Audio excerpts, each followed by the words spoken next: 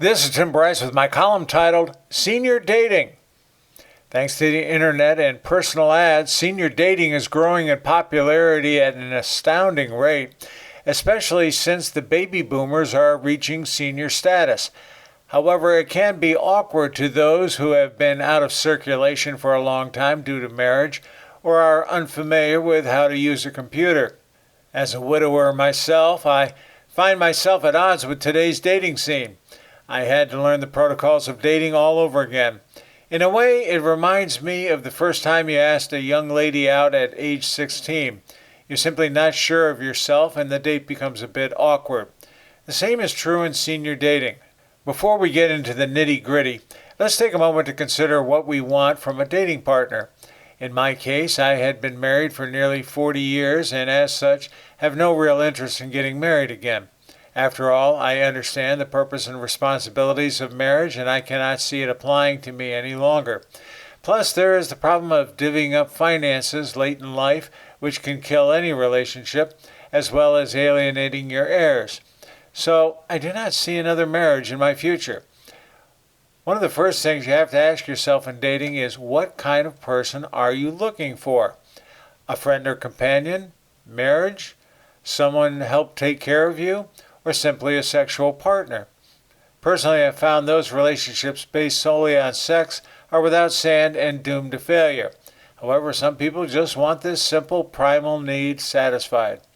When we select friends, we are looking for people to play with and confide in.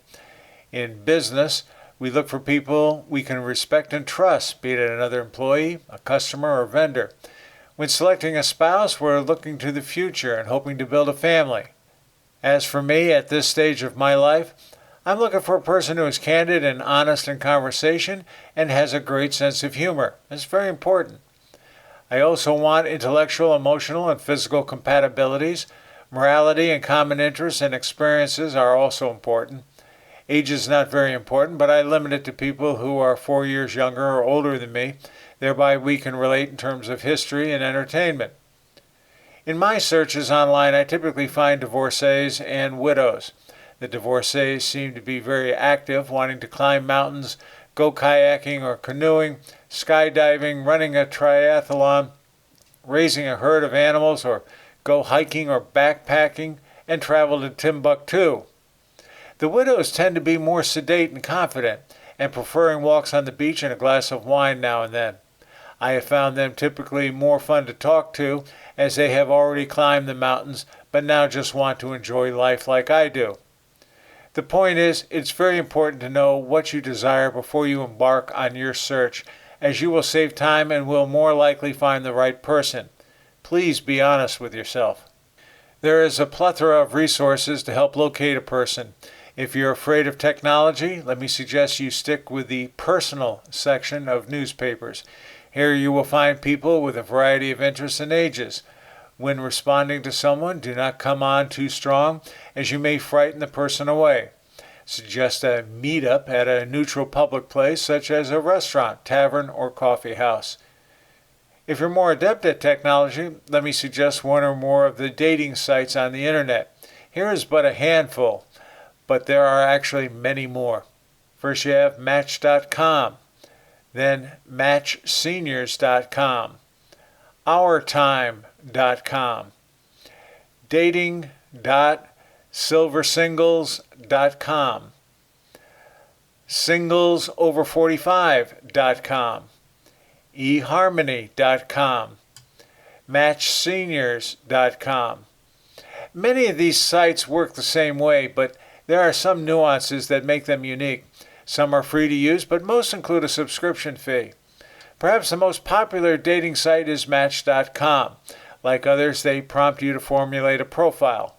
For Match.com, they want you to define the following attributes about yourself. First, your age. Then your height. Condition, for example, are you athletic, curvy, few pounds over, or whatever. Marital status, are you single, divorced, widowed, separated, what? Location.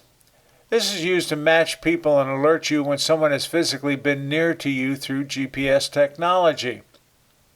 You can limit your search to people within a 50-mile radius of you, if so desired, as opposed to the whole United States. This dramatically cuts down on the number of people you meet, which is a good thing. Next, we have education, religion, political persuasion. For example, are you a conservative, a liberal, or a moderate? Your hometown, your line of work, how often you exercise, and vaccination for COVID-19 purposes. These attributes are used by people to search for a suitable partner. Please note, you enter only what you want, but the more precise you are, the better the chances of finding someone compatible. You can also add photos and text describing yourself. The photo should be recent and not what you look like in your 20s. The text is used to sell yourself and typically describes what your interests are and what you want in terms of a relationship. This section is perhaps the most important. Think of it as your sales pitch. My female friends on Match tell me about outrageous photos they've seen of men whereby they are bare-chested, reclining on a bed with only one thought on their mind. In my experience, the ladies tend to dress more appropriately, but every now and then you come across a suggestive photo. The ratio of women to men on these services is at least 2 to 1, probably higher though. This gives men a distinct advantage in terms of locating a person. To make contact with someone, you can simply like them and see if they like you back, or develop a text dialogue with them. They may or may not answer. Not answering generally means they are either not interested or haven't checked Match.com in quite some time. When you use these services, you have to use a lot of common sense. Yes, there are deadbeats out there trying to mislead or cheat you. Even heard a story of a woman who loaned thousands of dollars to a man, never to see him or the money again.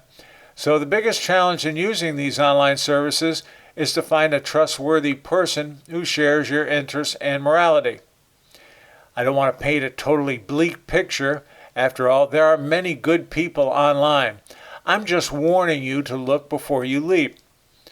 Normally, after making contact through the service, it is suggested you talk to the other person by telephone.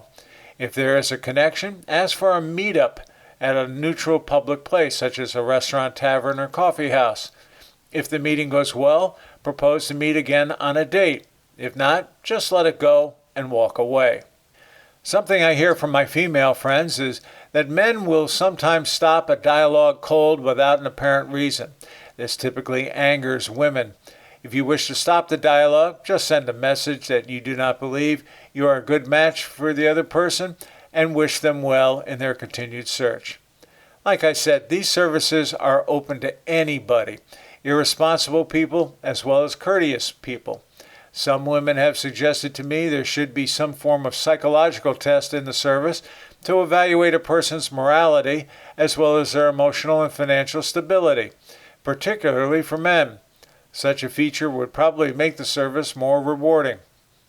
One lady friend of mine came across a profile which included the initials FWB in the person's description.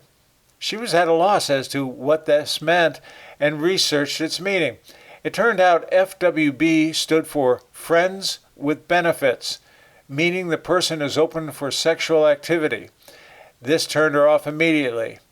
Most of the women I have met through Match.com want to be treated like ladies with respect and not taken for granted. If you are concerned about the other person, investigate their background.